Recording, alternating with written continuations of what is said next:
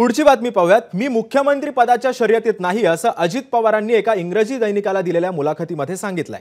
मुख्यमंत्री पदाचा निर्णय हा निकालानंतरच लागेल असं देखील अजित पवार म्हणतात। महायुतीचे नेते निकालानंतर हा निर्णय घेतील असं देखील अजित पवारांनी आता स्पष्ट केलंय।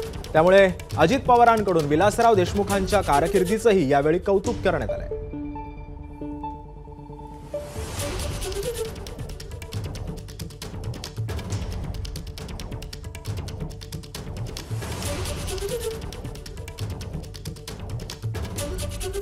दरम्यान अजित पवार नेमके काय म्हणाले होते आपण पाहतोय। मी मुख्यमंत्री पदाच्या शर्यतीमध्ये नाही असं अजित पवार एका इंग्रजी वृत्तपत्राच्या मुलाखतीमध्ये म्हणतात।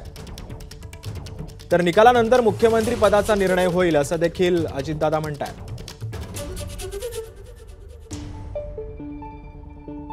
निकालानंतर महायुतीचे आमदार बैठकीत मुख्यमंत्री पदाचा निर्णय घेतील असं देखील अजित पवारांनी स्पष्ट केलंय।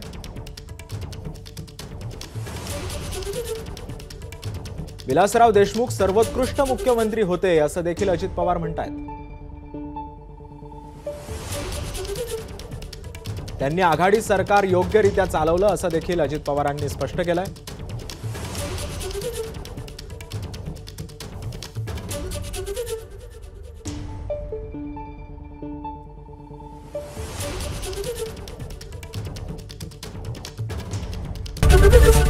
एबीपी माझा, उघडा डोळे बघा नीट।